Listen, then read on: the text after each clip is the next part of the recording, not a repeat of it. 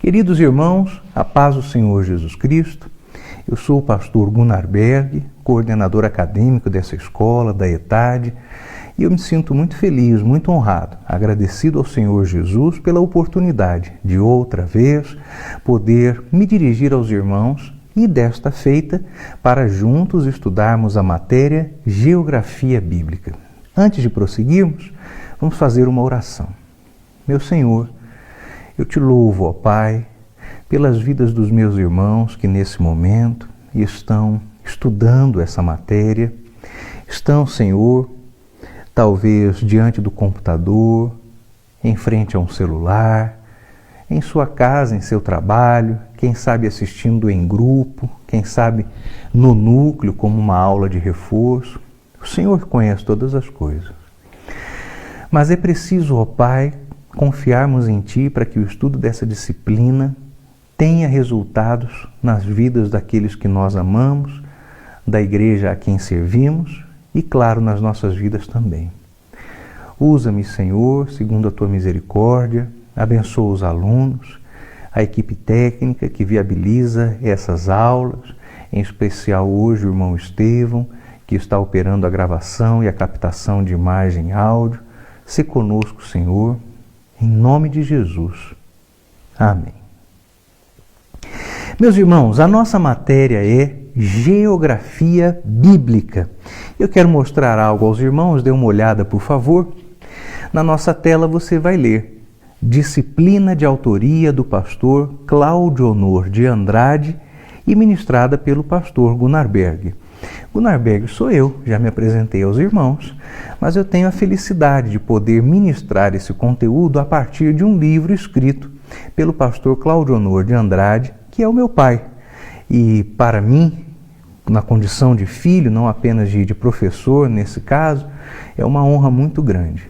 Eu quero que os irmãos saibam o quanto eu louvo a Jesus pela vida do meu pai, o pastor Cláudio Honor, como tem sido bom poder desfrutar de seus conselhos durante toda a minha vida. Que Deus em Cristo Jesus abençoe também a ele. A nossa primeira aula é sobre o Egito, o Império do Egito Antigo e principalmente a sua correlação com o contexto bíblico. Antes, nós vamos, porém, pensar um pouquinho a respeito da utilidade da matéria Geografia Bíblica. Essa é uma matéria instrumental, o que significa que ela serve de aporte, de suporte, de apoio ao estudo de outras matérias. E nós vamos tratar sobre tudo aquilo que nas aulas de geografia você certamente já ouviu quando estava lá cursando o ensino fundamental, o ginásio, primário, ensino médio, segundo grau, talvez até na faculdade, dependendo de qual foi a área de conhecimento que você decidiu se aperfeiçoar. E você estudou relevo, nós estudaremos. Você estudou hidrografia, nós estudaremos.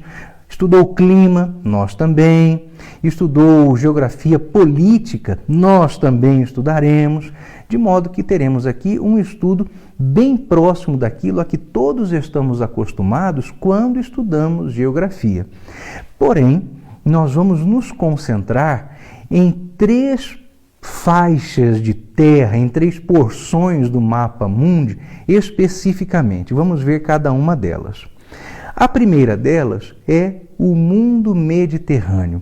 O mundo mediterrâneo, você sabe, você se lembra, é aquele que está ao redor do oceano, do mar Mediterrâneo. É o norte da África. Se você acompanhar o mapa, você vai ver aqui o norte da África. Puxando pela sua memória, você lembra que aqui é o final da península da Itália. Para cá nós temos a França, temos a Península Ibérica aqui, Portugal e Espanha.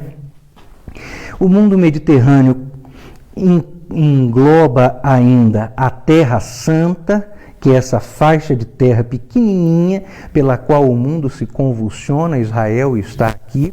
Também a Ásia, para as quais o apóstolo Paulo dedicou muita atenção e para as quais Cristo, através de João, enviou as suas cartas que estão na abertura do Apocalipse. Esse é o mundo mediterrâneo. Nós vamos também estudar o chamado Antigo Oriente Próximo, que fica mais à direita do mundo mediterrâneo. Nós falaremos sobre nações que habitaram a Mesopotâmia, algumas delas, na verdade, ainda estão lá.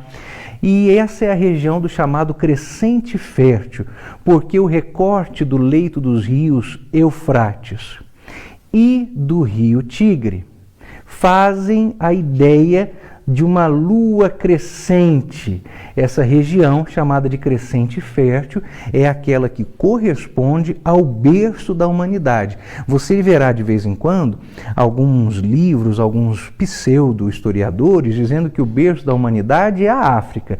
No nosso mapa do Mediterrâneo, a África está aqui. Mas não foi na África que a humanidade nasceu. O Jardim do Éden ficava em algum lugar entre os rios Tigre e Eufrates, porque a palavra de Deus diz lá no livro do Gênesis que 4 rios cortavam o Jardim do Éden, que eram o Tigres, o Eufrates, o Gion e o Pison. Esses 2 são de localização mais imprecisa. Tudo leva a crer, porém, que ficasse por esse pedaço aqui onde hoje está instalado o país do Iraque. E o terceiro recorte de terra, embora apareça lá no mapa do mundo mediterrâneo, aqui nós veremos de maneira mais próxima e detalhada, que é a terra da Palestina. Aqui está Israel, esse pedacinho de terra que pode ser percorrido de carro de leste para oeste em 1h30. Esse pedacinho de terra todo dia está no noticiário, especialmente a região de Jerusalém, onde todas as nações, através da encherida, esquerdizada e avermelhada ONU, acha que tem o direito de se meter e intrometer, declarando Jerusalém uma zona internacional. Só que essa terra aqui não pertence a mais ninguém, somente a Israel. Jerusalém é hebreia, judaica, israelita e israelense, e toda a ONU e os países voltados contra Israel, e eles são, obviamente, todos de vocação socialista comunista, que se mordam de raiva, porque isso aqui faz parte da promessa de Deus a Israel. Não adianta querer se meter aqui, porque Deus vai garantir o cumprimento dessa promessa.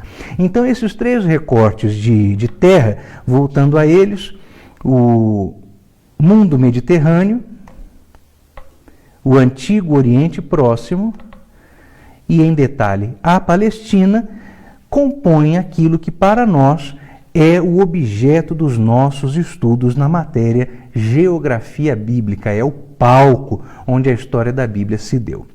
E hoje nós vamos estudar o Egito Antigo. Napoleão Bonaparte invadiu o Egito em 1798, e a equipe de cientistas que ele levou com ele fundou a moderna arqueologia. O Antigo Egito virou moda. A elite europeia comprava móveis decorados no estilo egípcio, alguns traziam peças de lá mesmo para suas casas, os museus também queriam objetos refinados. Assim, as pessoas iam ao Egito para trazer tudo o que conseguissem de lá. Um dos homens mais notáveis ocupados disso foi um italiano que trabalhava num circo em Londres, exibindo-se como Brutamontes. Ele era conhecido como gigante italiano. Esse homem, chamado Belzoni, não tinha só músculos, ele tinha cérebro também.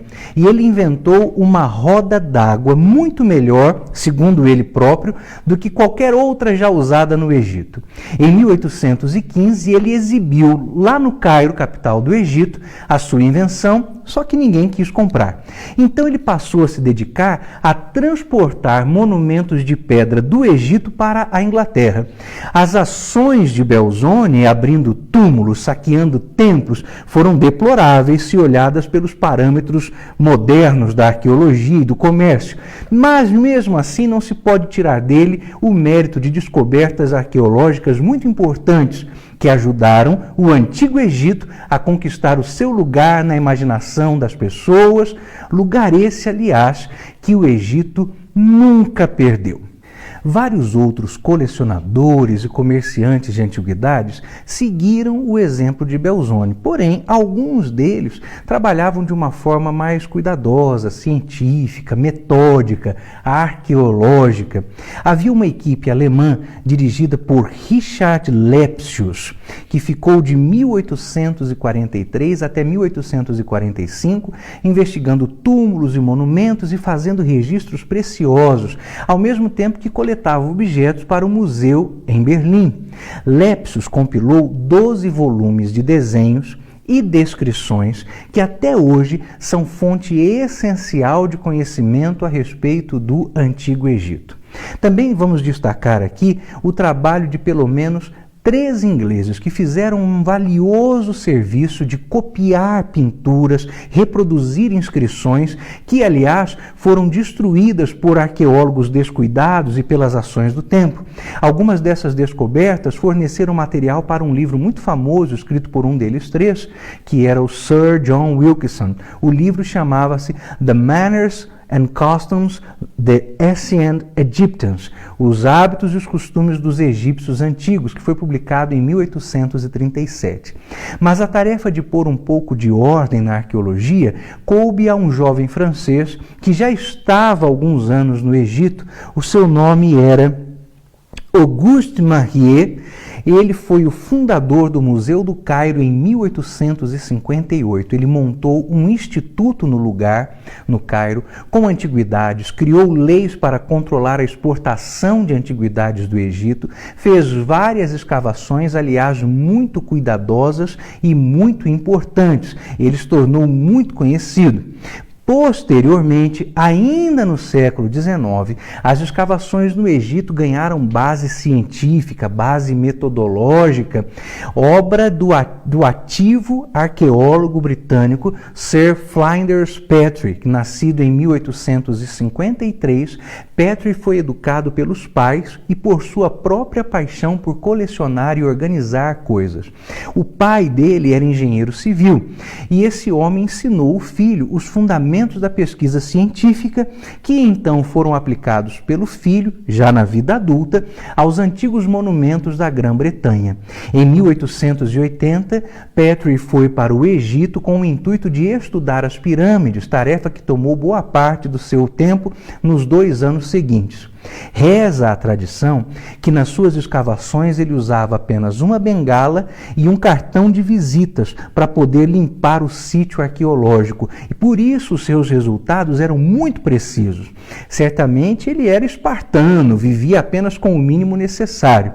Em 1883, o Fundo Egípcio de Exploração, criado no ano anterior, contratou Petrie para trabalhar no Egito. Lá, ele trabalhou a maior parte dos anos seguintes até 1926, escavou cerca de 30 sítios arqueológicos, adotou um hábito de publicar um relato de cada trabalho no ano depois da conclusão do serviço, e enquanto os exploradores anteriores buscavam grandes edifícios, objetos vistosos para os museus, Petrie dedicava-se às anotações precisas e à comparação dos pequenos detalhes. Ele conseguiu proporcionar um cenário histórico às descobertas anteriores, resgatando vestígios importantes que eram desprezados pelos outros arqueólogos e fazendo um estudo ordenado de incrível variedade das coisas encontradas no Antigo Egito.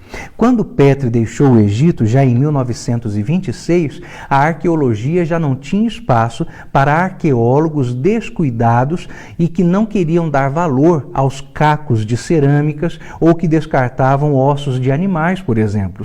A arqueologia deve a esse homem o fato de ter se tornado um estudo preciso e científico e não mais uma caça às relíquias. Mas, voltando ao general francês, um navio de guerra afastava-se da costa do Egito. A bordo dele estava Napoleão Bonaparte com uma pequena comitiva de oficiais. Estamos em agosto de 1799. Pouco mais de um ano antes, Napoleão invadiu o Egito com uma esquadra e um grande exército, mas agora ele abandonava o seu exército e o almirante britânico Nelson já tinha destruído a esquadra francesa. Napoleão tinha alimentado o sonho de fazer do Egito propriedade da França, para que dali ele pudesse guerrear contra os britânicos instalados na Índia. A sua aventura foi um fracasso em todos os aspectos, exceto em um. Com o exército napoleônico seguiram 175 cientistas franceses. A sua tarefa era mapear, descrever a terra, e eles a executaram de maneira plena, retornando a Paris com anotações e desenhos que, aliás, acabaram dando origem a uma publicação de 24 volumes sob o título Descrição do Egito. Essa obra serviu de alicerce para os estudos modernos de egiptologia. Em meio à grande coleção de antigas esculturas egípcias que os homens de Napoleão recolheram, havia uma placa de pedra muito diferente, muito valiosa, chamada Pedra de Roseta. Foi descoberta às margens do rio Nilo. A Pedra de Roseta gerou muita empolgação porque parecia ser a chave dos mistérios para a antiga escrita egípcia, os hieróglifos. Eu tenho uma imagem na tela, veja com bastante atenção. No alto da pedra encontram-se 14 linhas de hieróglifos. Depois, 32 linhas de uma espécie de texto manuscrito egípcio. Continue observando a tela. A escrita demótica. E, finalmente, 54 linhas de grego. Ler o grego não foi difícil. Era parte de um decreto baixado pelo rei Ptolomeu V em 196 a.C. Mas, por mais que se tentasse, ninguém conseguia ler a escrita egípcia, a não ser 2 ou 3 nomes que estavam ali. Napoleão não conseguiu conquistar o Egito, mas foi um francês quem se saiu vitorioso na luta para decifrar a escrita do Antigo Egito. Esse homem foi Jean-François Champollion, nascido em 1790. Ele revelou-se uma criança superdotada, estudando latim, grego, hebraico, já aos 11 anos. Continuando, vemos que Champollion viu as inscrições egípcias pela primeira vez e, quando lhe disseram que ninguém conseguiria lê-las, ele anunciou que um dia faria isso. E então isso tornou-se a obsessão da sua vida. Ele dedicou toda a sua energia para aprender as línguas antigas e obscuras, reunir tudo o que conseguisse obter sobre a história do Egito. Aos 17 anos, Champollion foi a Paris dar sequência aos seus estudos, suportou a pobreza, os problemas políticos da turbulenta França da época. Aos 23 anos, ele publicou uma história completa do Egito, em 1814. Embora tenha tido o seu cargo universitário cassado, ele nunca interrompeu os estudos e tornou-se mestre na língua copta, que é a língua da Igreja Cristã do Egito. De repente, no outono de 1822, Champollion recebeu a verdadeira explicação da escrita. Até então pensava-se que os hieróglifos tinham algum tipo de significado simbólico, eram usados como letras apenas para descrever os nomes estrangeiros, mas examinando os textos copiados e em data mais recente, Champollion entendeu que os desenhos também eram usados para representar sons e não apenas para representar ideias. Poucos dias depois, ele conseguiu decifrar os nomes de alguns reis escritos na Pedra de Roseta e anunciou a sua descoberta em Paris no dia 17 de setembro de 1822. Cópias de inscrições recém-encontradas lhe chegaram às mãos dali a poucas semanas e ele conseguiu aplicar a elas o seu sistema com êxito, com sucesso. Em 1824, apresentou um relato completo da descoberta num livro que deu origem ao conhecimento moderno do Egito Antigo. Ficou muito claro que ele tinha conseguido decifrar corretamente os hieróglifos. Champollion foi nomeado curador do novo Museu Egípcio do Rei em Paris em 1826 e liderou uma expedição ao Egito entre 1828 e 29. Ele fez muitas descobertas, trouxe mais objetos de volta à França, alcançou enorme respeito entre os seus compatriotas, mas veja que coisa tão triste, ele morreu de esgotamento no ano de 1832, aos 41 anos. Mas vamos continuar o nosso estudo, porque agora vamos entrar na época do Antigo Egito. O Egito é uma civilização do norte da África. Ele está concentrado às margens mais baixas do rio Nilo, situado no local em que hoje, aliás, está o atual país do Egito. Você pode observar o mapa.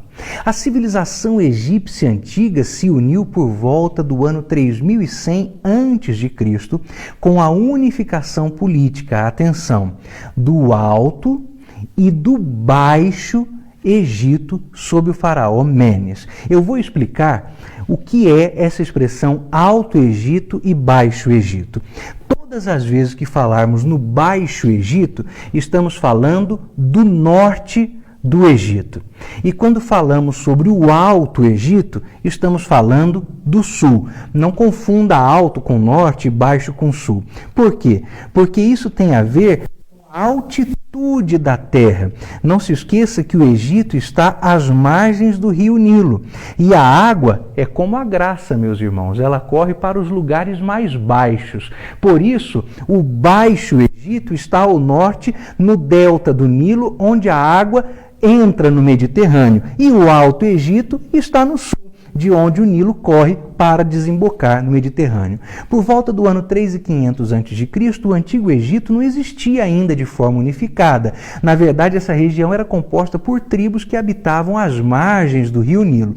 Essas tribos, formadas por clãs familiares, eram unificadas em pequenas confederações tribais chamadas nomos. Cada nomo cultuava uma divindade específica e mantinha uma organização político-religiosa independente dos seus nomos vizinhos. Os líderes, que eram chamados de denomarcas e em geral eram escolhidos entre os chefes dos clãs, estavam conduzindo cada nomo de maneira independente. Por meio das guerras de conquistas, iniciou-se na região um processo de unificação dos vários nomos egípcios. Inicialmente, ocorreram duas unificações distintas, uma entre os nomos do sul, no Alto Egito, e outra nos nomos do norte, que é o Baixo Egito. A unificação dos nomos do sul do Nilo, no Alto Egito, resultou na formação do Reino do Alto Egito, que tinha por divindade um deus, aí está Menes, mas já falo sobre ele, um deus chamado Sete. Já a unificação dos nomos na região norte do Nilo, mais precisamente perto do delta do Nilo, formou o Reino do Baixo Egito, e este tinha como o seu deus Horus, que era a sua divindade máxima. Aí está Horus. A unificação dos dois reinos somente ocorreu no ano 3100, quando o faraó chamado Menes, agora eu vou mostrar a imagem dele para vocês, começou a usar uma coroa com as cores brancas do Alto Egito e vermelha, que era do Baixo Egito. E também ele foi o responsável por fundar a primeira das 30 dinastias que governariam o Egito Antigo entre o ano 3100 e 332 a.C. Uma vez unido, o Egito adotou a adoração ao deus Oro como sendo oficial em todo o seu reino. Aí está o deus Horus, que se tornou a divindade principal. A história do Egito Antigo ocorreu como uma série de reinos estáveis, separados por períodos de alguma instabilidade, conhecidos como períodos intermediários. O reino antigo da Idade do Bronze, o reino médio da Idade do Bronze e o novo reino da Idade do Bronze. Esses seriam os períodos de razoável instabilidade. O Egito alcançou o seu auge como império, auge de seu poder, vamos ao mapa, preste atenção na tela, no chamado Novo Reino, governando grande parte da Núbia, uma porção considerável do Oriente Próximo, após o que ele entrou em declínio bastante lento.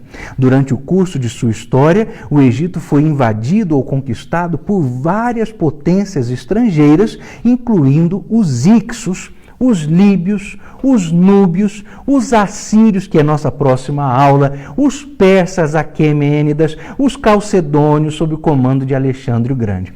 Continuando, o reino ptolomaico grego, formado após a morte de Alexandre, governou o Egito até o ano 30 a.C., quando, sob Cleópatra, caiu no Império Romano e se tornou uma província latina, uma província do Império Romano.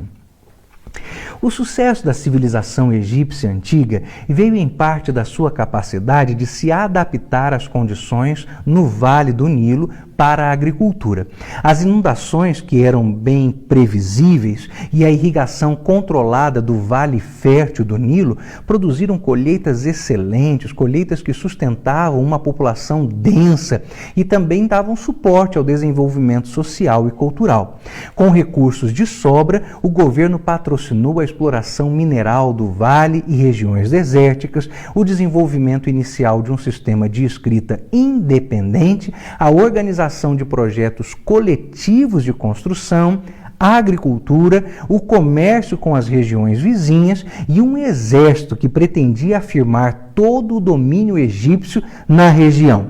Motivar e organizar essas atividades foi um trabalho burocrático conduzido por escribas de uma elite, líderes religiosos e administradores, todos eles controlados por um faraó, o que garantiu a cooperação, garantiu a unidade do povo egípcio em um contexto elaborado de um sistema de crenças religiosas que trazia às pessoas a certa conduta em razão da centralização e manipulação da sua fé. As muitas realizações dos antigos egípcios incluem, por exemplo, as técnicas de pedreiras, de içamento, construções que apoiam a construção de pirâmides monumentais, templos, obeliscos, um sistema de matemática avançadíssimo, um sistema médico muito eficaz, sistemas de irrigação, técnicas de produção, também de navegação, também de extração e manipulação de madeira, tecnologia do vidro, novas formas de literatura e também o primeiro tratado de paz conhecido, que foi feito com os povos hititas. Eu vou mostrar aos irmãos o trecho de um dos meus filmes preferidos, um clássico do cinema norte-americano, Os 10 Mandamentos, estrelado por Charlton Heston, que está fazendo o papel de Moisés. Essa cena específica nos mostra a técnica das construções dos egípcios. Era coisa grandiosa. Se você quiser assistir a esse filme, você pode consegui-lo, por exemplo, no serviço de streaming de vídeo da Amazon Prime. Ele está disponível lá. É claro que tem que ter uma assinatura, mas também você pode conseguir, quem sabe, em algum site como o YouTube, que às vezes coloca títulos clássicos disponíveis para aluguel. Nessa cena específica, o contexto que está passando ao fundo é o do faraó tentando administrar uma briga entre Moisés, que você sabe foi chamado filho da filha de faraó, e o herdeiro de sangue do trono. Mas, conquanto seja esse o contexto de pano de fundo aqui do enredo, o que eu quero que os irmãos observem são as técnicas de construção que permitiram que o Egito fizesse o seu poderio ecoar ao longo de vários séculos. De fato, quando Napoleão Bonaparte entrou no Egito com o seu exército, há uma frase muito famosa dele aos seus soldados. Ele disse: "Homens, do alto destas pirâmides, 40 séculos de história vos observam." Então veja como isso foi perpetuado. Acompanhe na nossa tela. É muito peso sobre a pedra. Precisamos de mais areia. Eu arriscarei, Baca. Temos pouco tempo para o dia do jubileu. Se a pedra rachar, podes rachar com ela. Apronta o sinal azul. Dê o sinal.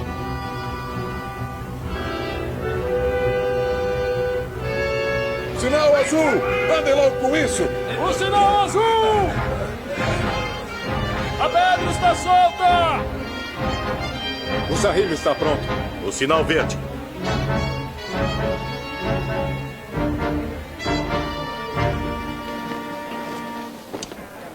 Barreteiros, preparai! Barreteiros, preparai! Barreteiros, prontos! Em fila! Marreteiros prontos. Barreteiros Certo. prontos! Vamos, vamos!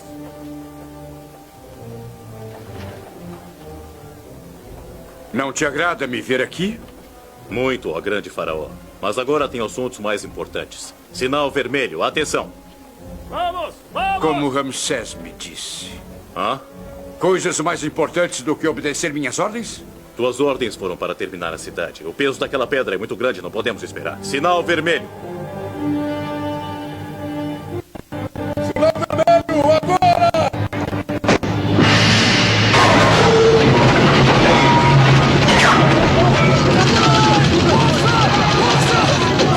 A corda não resistirá. Há 2.000 escravos segurando aquela corda.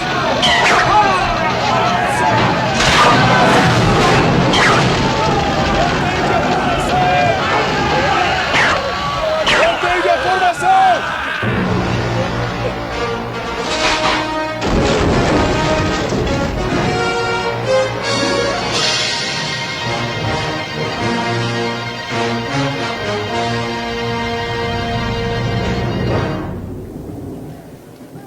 Eis o obelisco do teu jubileu. Baca, ponha 1.000 escravos para tirar areia e firmar a pedra na sua base. Aqui. O faraó está satisfeito? Com o obelisco, sim. Mas não com as acusações feitas contra ti. Por quem? Assaltaste o celeiro do templo? Sim, Deste o trigo aos escravos? dei. E deste-lhes um dia de descanso. Dei. Fizeste tudo isso para conquistar a simpatia deles? A cidade é construída com tijolos, faraó. Os fortes fazem muitos, os famintos fazem poucos. E os mortos não o fazem. Deixemos as acusações. E julgai os resultados.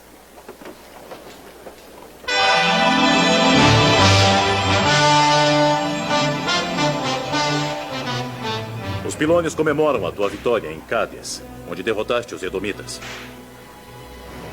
Há alguém maior no Egito? Ninguém é maior neste mundo. Com tantos escravos, poderia formar um exército. Mas eu levantei uma cidade. 16 desses leões do faraó guardarão suas portas. E será lembrada como a cidade da tua glória. Esses escravos são leais à glória de Sete? Ou a ti, Moisés? Os escravos adoram o Deus deles. Eu sirvo apenas a ti.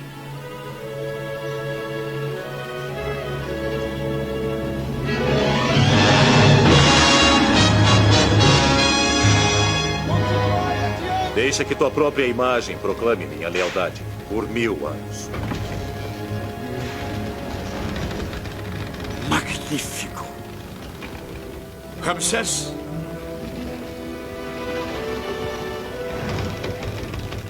A isso chamas traição? Quem conquistaria a força do trono já conquistado por obras? Por isto e pela Etiópia, terás teu nome escrito junto ao meu em cada pilone. E o teu, Ramsés, será esquecido por teres acusado falsamente o teu irmão. Bem, Grande faraó, ele é filho do teu sangue. Eu não preciso de ajuda, Moisés, para defender o que é meu. eu decido o que é teu. Vem comigo, Moisés.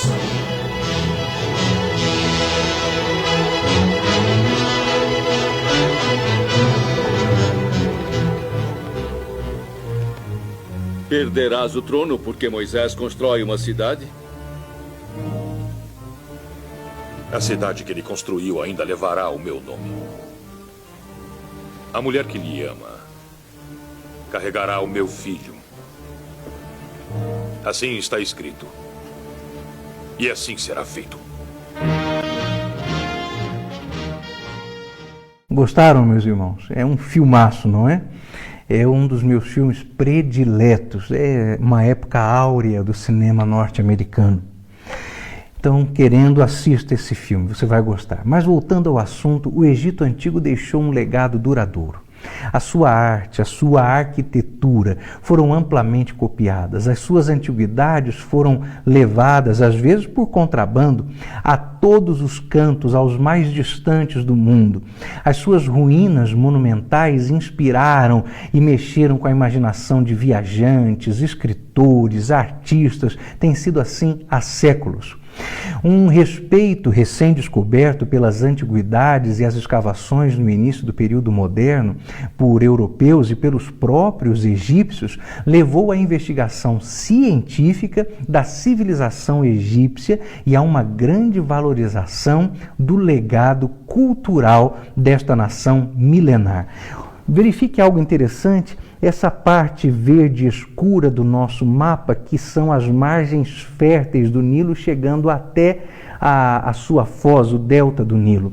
O Nilo tem sido a salvação da região por causa da sua fertilidade. A planície fértil do Nilo deu aos humanos a oportunidade de desenvolver uma economia agrícola estabelecida, consolidada, e uma sociedade sofisticada e centralizada que se tornou uma pedra angular na história de toda a civilização da humanidade.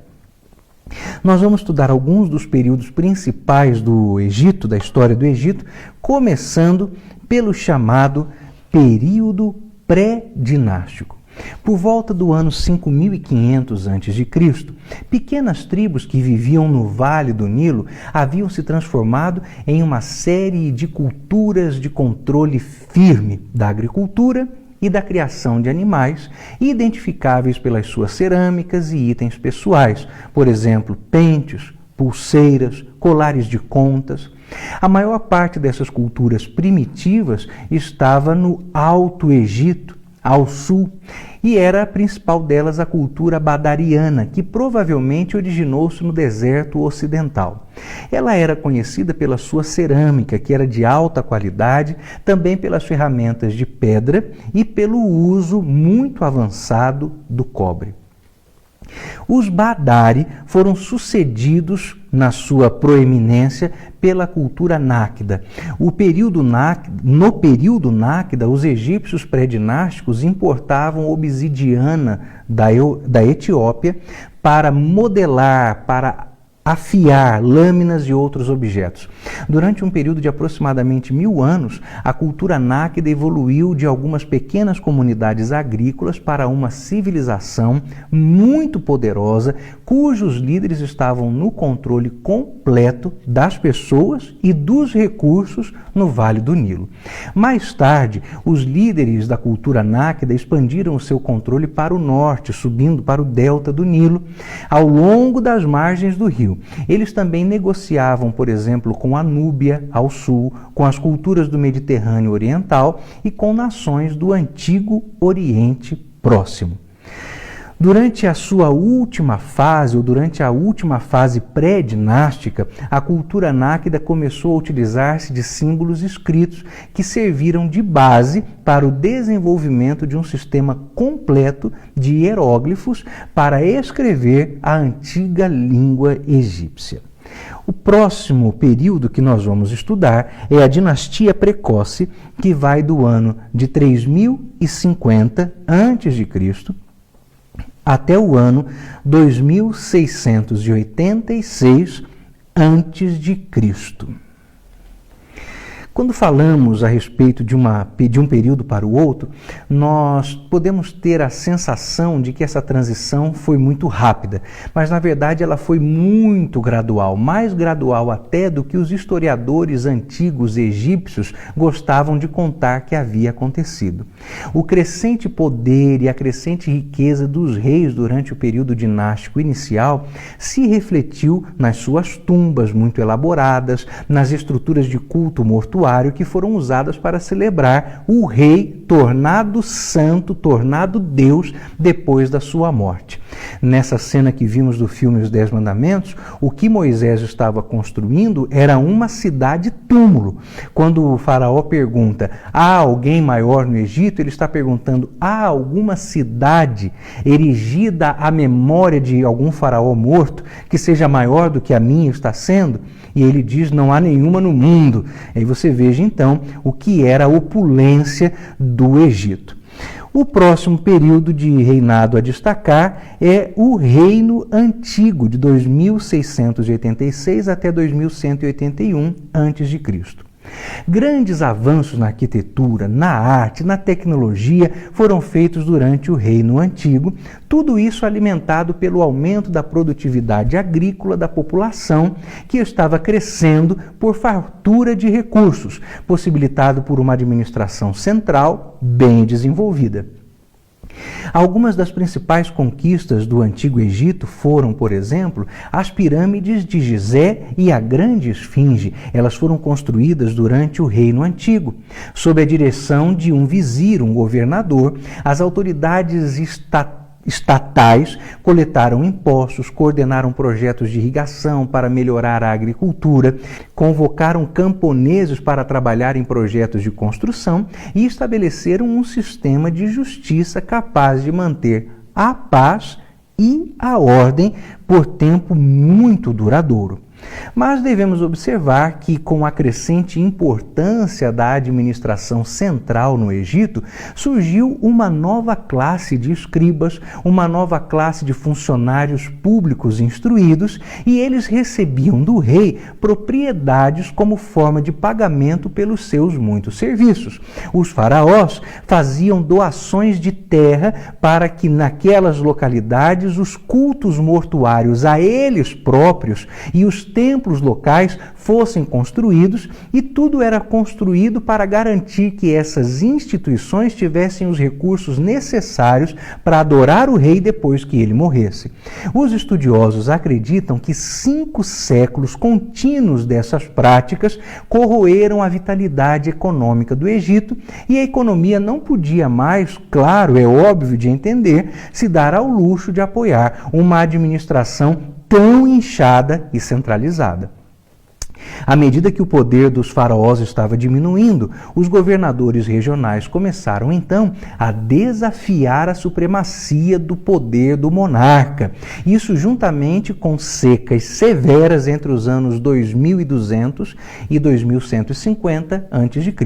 Acredita-se que isso tenha feito o país mergulhar em um período de 140 anos de fome e conflitos, que é chamado de o primeiro período intermediário, a respeito do qual falaremos, que foi de 2181 até 1991, sempre antes de Cristo, meus irmãos. Após o colapso do governo central do Egito, no final do Reino Antigo, o governo não podia mais continuar apoiando ou estabilizando a economia de todo o país. Os governadores regionais já não podiam contar mais, como contavam antes, com a ajuda do faraó nos tempos de crise. A escassez foi a consequência. Começou a faltar alimentos, as disputas políticas começaram a se multiplicar, alimentadas pelas crises de fome, eventos de guerras civis, ainda que em pequena escala, começaram a pipocar em todo o reino. E apesar dos problemas difíceis, os líderes locais que não deviam prestar homenagem ao rei começaram então a utilizar essa sua recém-adquirida independência do faraó para estabelecer uma cultura própria e próspera nas suas províncias. E uma vez que eles estavam no controle dos seus próprios recursos, as províncias começaram a se tornar economicamente mais ricas, mais até do que o governo central poderia ser. E isso começou a ser demonstrado por enterros e tumbas mais opulentas, bem mais construídas e ornadas em todas as classes sociais. Começou a haver uma explosão de criatividade, artesãos provinciais começaram a adotar novos motivos para as suas artes, começaram a inspirar-se de outras coisas para produzir arte, não mais da realeza centralizada. Os estilos literários começaram a expressar o otimismo e a originalidade de um período em que o Egito estava começando a se fragmentar, não mais sob o peso de uma coroa central. Livres da sua lealdade ao rei, os governantes locais começaram a competir entre eles pelo controle territorial e pelo poder político, até que no ano 2160 a.C., os governantes da cidade de Heracleópolis controlavam o Baixo Egito, ao norte, enquanto um clã rival baseado em Tebas, a chamada família Intef, assumiu o controle do Alto Egito no sul.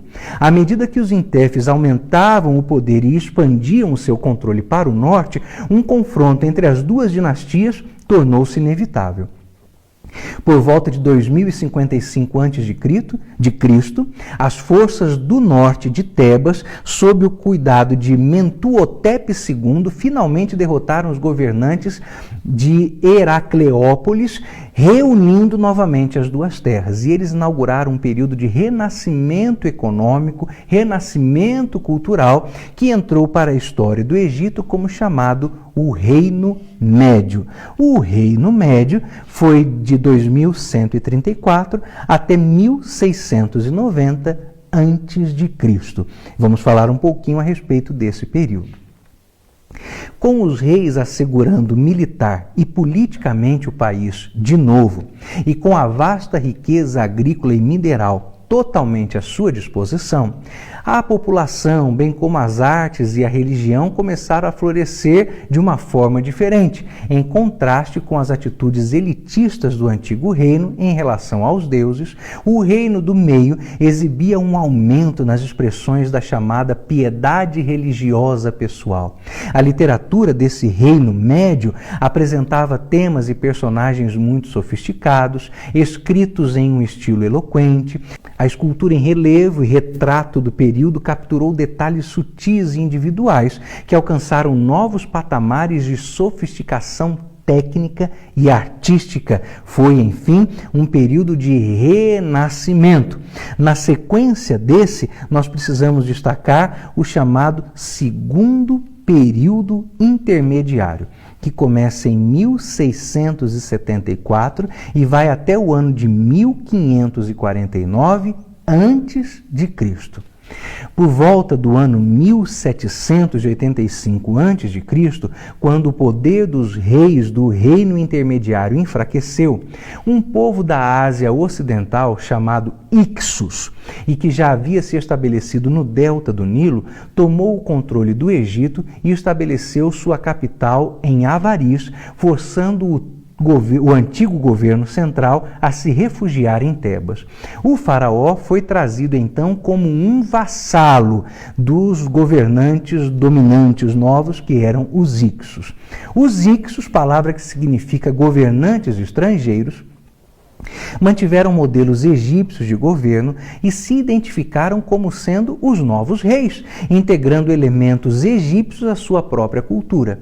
Eles e outros invasores introduziram novas ferramentas de guerra no Egito, principalmente o arco e a carruagem puxada por cavalos. É coisa que nós já vimos falar algumas vezes na Bíblia. Depois de se retirarem para o sul, os reis nativos de Tebas se viram presos entre os Ixos cananeus, que governavam o norte no delta do Nilo, e os seus aliados núbios, que estavam no sul, além dos cuxitas também. Após muitos anos de vassalagem, Tebas, que era essa espécie de governo paralelo que estava sob o comando dos Ixos, reuniu forças suficientes para desafiar os Ixos em um conflito que durou 30 anos. Os reis Sequeneretaô II e Camose foram capazes de derrotar os núbios no sul do Egito, mas eles não conseguiram derrotar os Hicsos no norte. Essa tarefa coube ao sucessor de Camose, o faraó Ahmose I, que empreendeu com muito sucesso uma série de campanhas militares que erradicaram permanentemente a presença dos Hicsos no Egito. Ele estabeleceu inclusive uma nova dinastia e no novo reino que se seguiu, os militares se tornaram uma prioridade central para todos os faraós que procuraram expandir as fronteiras do Egito e tentaram obter inclusive domínio no chamado Antigo Oriente Próximo. Depois de feita essa explanação, que nos fala sobre esses períodos mais importantes do Egito Antigo, nós vamos entrar em um momento da nossa aula que certamente você vai gostar bastante, é o chamado o Egito Bíblico. Egito Bíblico, ou Misraim, é um termo usado pelos historiadores e os estudiosos para diferenciar o Antigo Egito, como ele é retratado nos livros de história secular, do Egito aparecido nos textos bíblicos, como nós o conhecemos pela leitura da Bíblia, e que isso também se apoia em evidência arqueológica. Junto com Canaã, o Egito é um dos locais mais mencionados na Bíblia, e o seu povo, os egípcios, desempenharam papéis importantes na história dos israelitas. O livro do Gênesis, o livro do Êxodo, descrevem um período de escravidão hebraica no Egito. Desde o assentamento da família de Jacó na terra de Gósen até a fuga e a jornada pelo deserto no Sinai. Com base na cronologia da Bíblia hebraica, isso corresponderia aproximadamente ao chamado Novo Reino do Egito durante o final da sua Idade do Bronze. Vamos começar então verificando o Egito no livro do Gênesis. Lembre-se que na Bíblia, vários judeus se refugiaram no Egito, por exemplo, após a destruição do reino de Judá, no ano 597 a.C., também depois do assassinato do governador judeu Gedalias, está lá no segundo livro dos Reis, capítulo 25. Quando ouviu a nomeação de um outro governante, a população de Israel fugiu para Moabe, Amon, Edom e até outros países.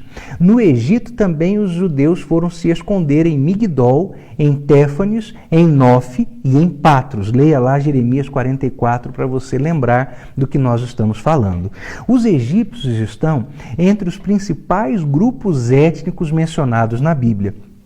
Eles são considerados um povo distinto dos seus vizinhos sudaneses e etíopes. Embora os egípcios antigos, nas narrativas bíblicas e históricas, se considerassem um povo distinto, não havia nada de tabu no relacionamento entre um egípcio e membro de uma outra etnia ou mesmo de uma outra fé. Os egípcios eram bastante abertos, inclusive, à ideia de aceitar um estrangeiro como egípcio, permitindo, inclusive, que ele tivesse funções de liderança dentro da sua nação. Os exemplos bíblicos para isso são muito notáveis. Nós podemos lembrar o clássico, indelével José do Egito, que foi vizir, foi governador israelita e depois veio a tornar-se a primeira pessoa no Egito depois do faraó. Quanto à aparência física, os historiadores acreditam que os egípcios antigos e modernos são geneticamente semelhantes a outros povos como os palestinos e os sírios.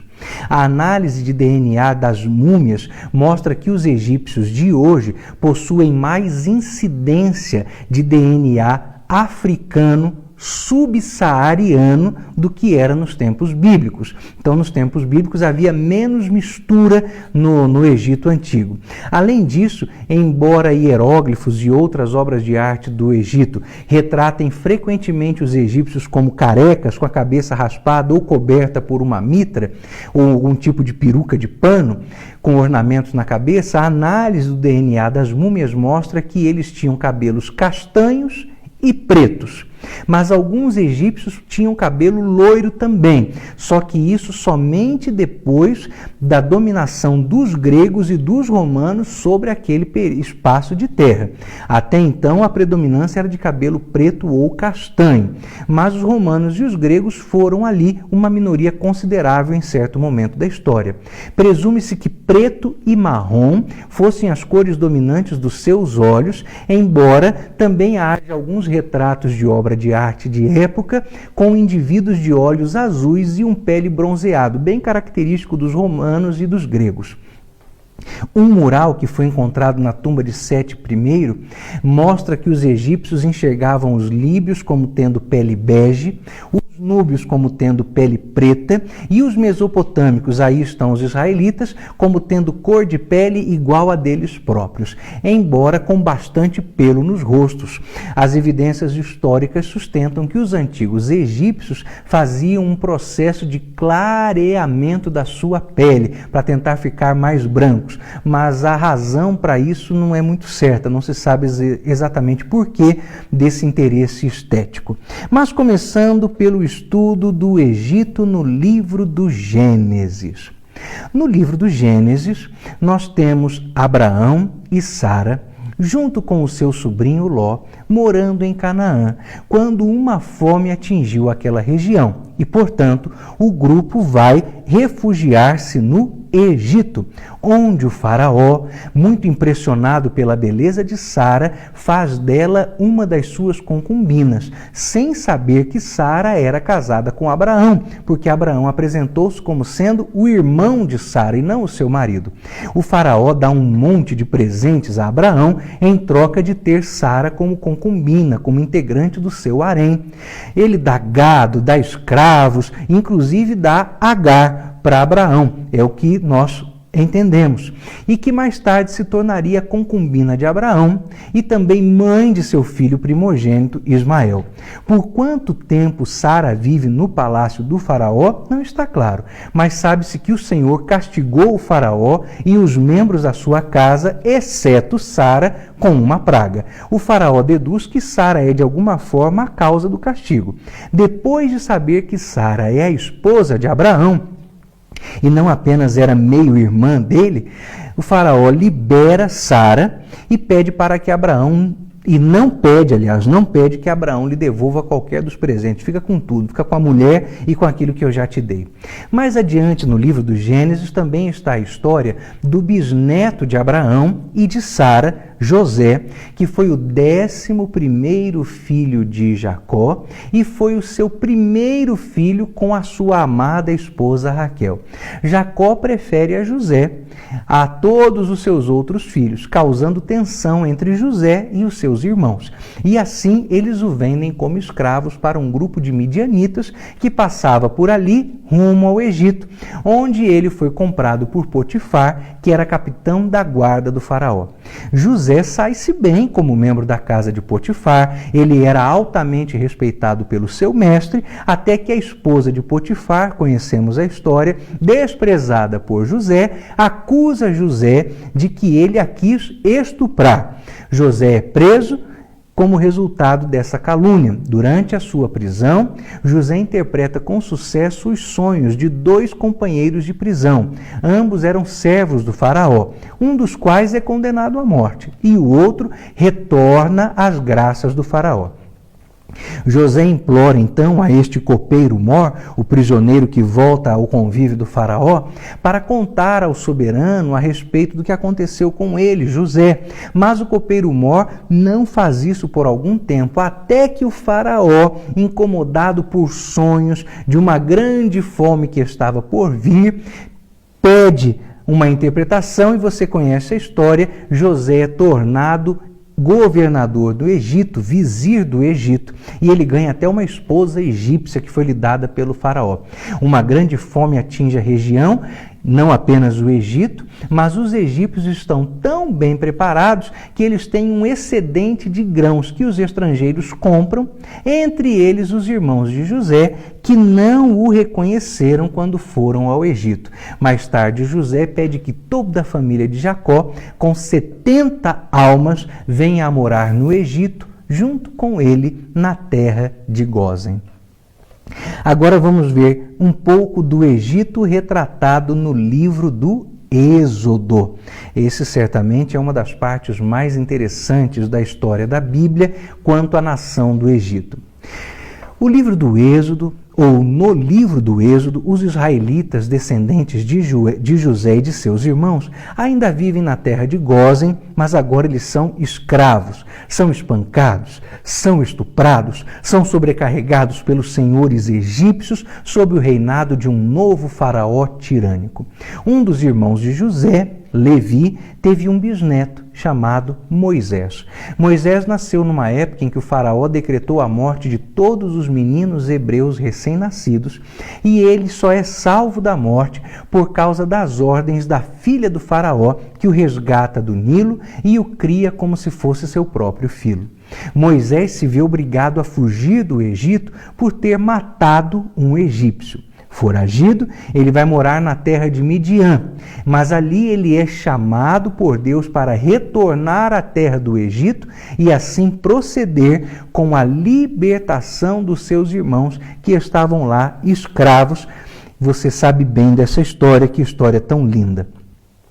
Avançando para o Egito no livro dos Reis, vamos verificar como é que Israel, ou como é que o Egito é contado aqui. No livro dos Reis, disse-se que Salomão, que era rei de Israel, filho de Davi, casou-se com a filha de Faraó. O nome dessa filha não é dado, mas sabe-se que Salomão recebeu a cidade de Gézer como parte de seu presente de casamento. Nada mais está escrito a respeito da filha de Faraó, sua natureza comportamental ou sobre como era o relacionamento dela com Salomão.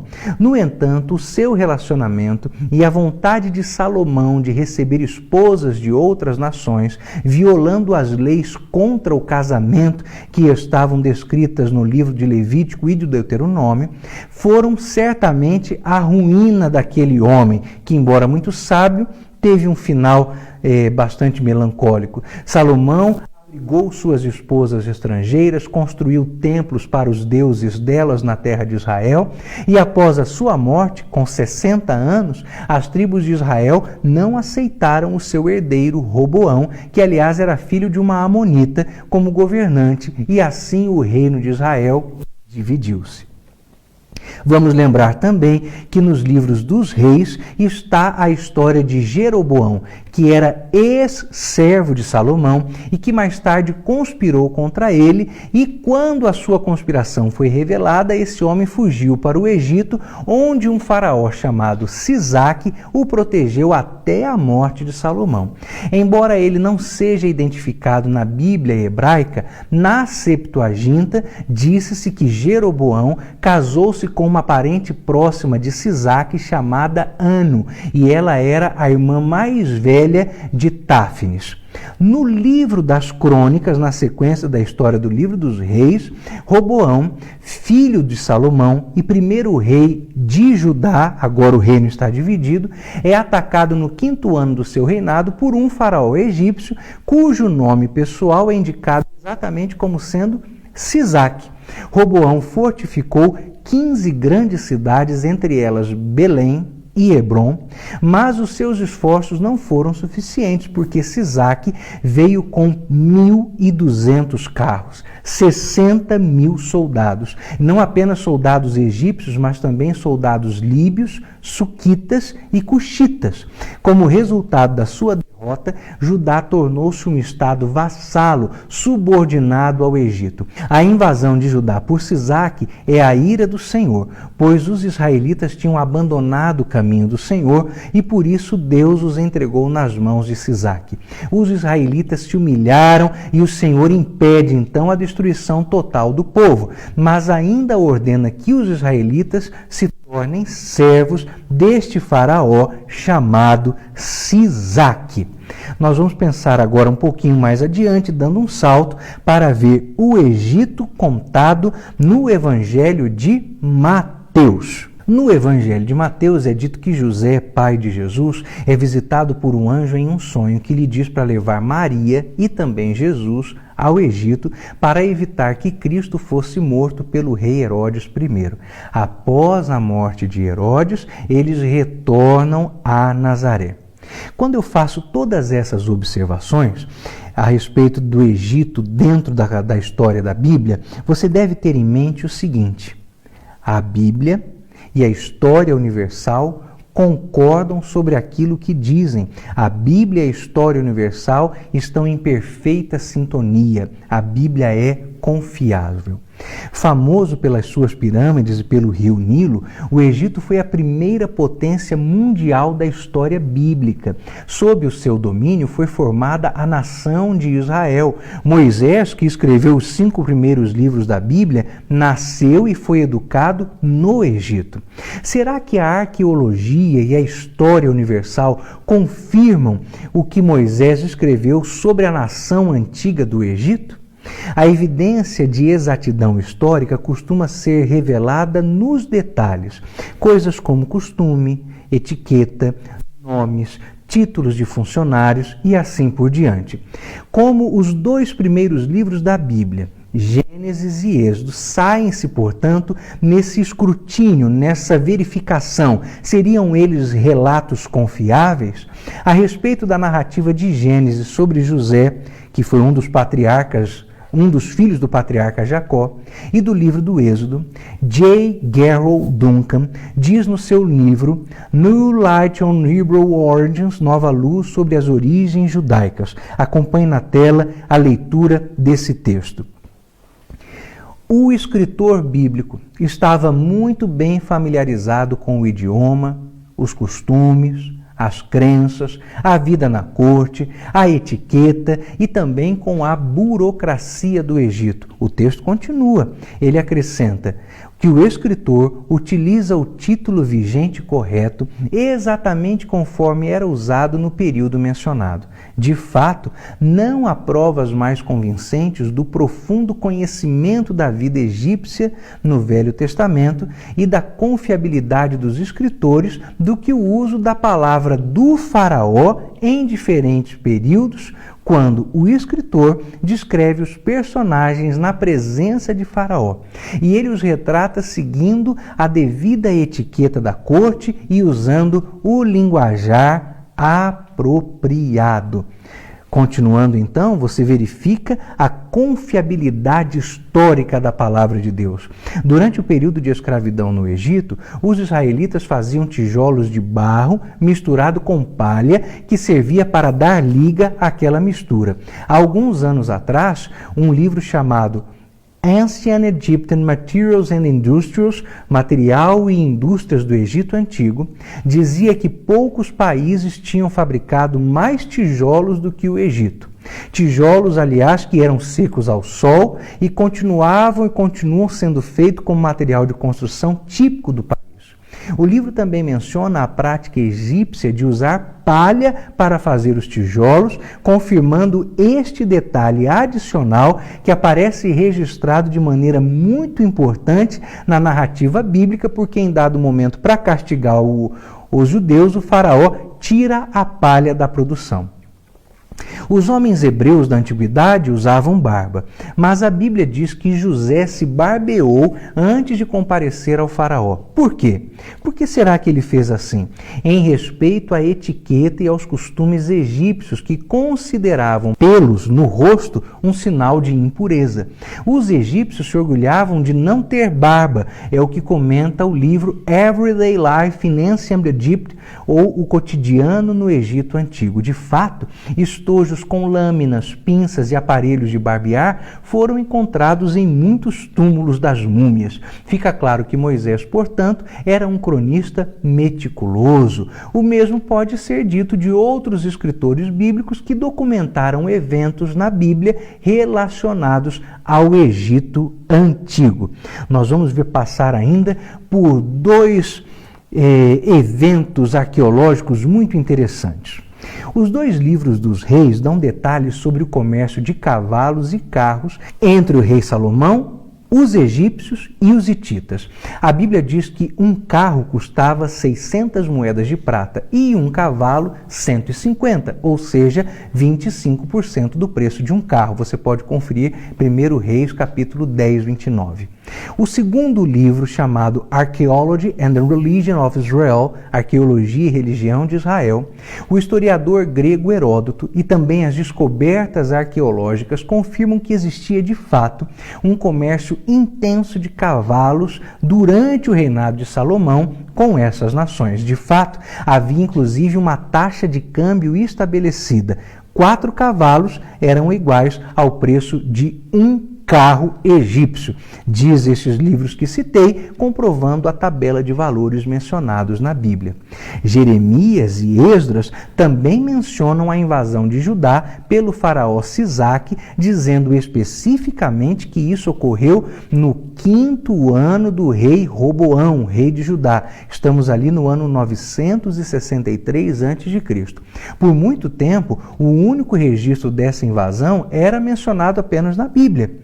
Então, foi descoberto um relevo numa parede de um templo egípcio em Karnak, antiga cidade de Tebas. O relevo, veja aí na tela, mostra Sisaque diante do deus Amon, com o braço erguido, golpeando prisioneiros de guerra. Nele também está registrado o nome das cidades israelitas conquistadas, muitas das quais correspondem a lugares mencionados na Bíblia. Continuando então, nós observamos que o documento cita também o Campo de Abraão, que é uma referência e é a mais antiga ao patriarca bíblico Abraão em registros egípcios. Assim fica claro que os escritores bíblicos registraram fatos, não ficção. Nós sabemos, portanto, que estes escritores tinham a consciência de que prestariam contas a Deus a respeito das suas imprecisões. Eles escreveram a verdade, mesmo quando isso envolvia revelar fatos vergonhosos, como, por exemplo, a derrota de Judá diante de Sisaque. Essa franqueza é muito diferente das crônicas enfeitadas e exageradas, aliás, não apenas de escribas do Antigo Egito, mas também dos assírios, que nós veremos, e outros reinos quaisquer, que se recusavam a registrar qualquer coisa negativa sobre os seus governantes e o seu povo. Tudo isso porque somente Deus, o autor da Bíblia, pode prever o futuro com precisão. Note, por exemplo, que Deus inspirou Jeremias a predizer sobre 2 cidades egípcias, Mênfis e Tebas, ou Mênfis e Nof, que foi no passado um destacado centro comercial, político e religioso. Mesmo assim, Deus disse: a própria Nof tornar-se-á em mero assombro, e ela será realmente incendiada, de modo a ficar sem habitantes. Leia Jeremias 46 e você vai ver. E foi isso mesmo que aconteceu. O livro chamado In the Steps of Moses, the Lawgiver, nos Passos de Moisés, o Legislador, nós podemos ler o seguinte: as ruínas gigantescas de Mênfis foram saqueadas por conquistadores árabes que usaram os seus destroços nas construções de suas próprias cidades e casas. Este livro acrescenta que, hoje, dentro do perímetro da cidade antiga, não há uma única pedra edificada naquele solo escuro. Tebas, antes chamada de No-Amon, ou apenas No, e os seus deuses inúteis tiveram um fim similar. Sobre essa cidade, que havia sido inclusive capital do Egito Antigo e o principal centro de adoração do seu falso deus Amon, Jeová disse o seguinte: eis que eu volto a minha atenção contra Amon e contra Faraó, e para o Egito e os seus deuses, e eu vou entregá-los na mão de Nabucodonosor, rei da Babilônia. Leia Jeremias 46, 25 para você ver.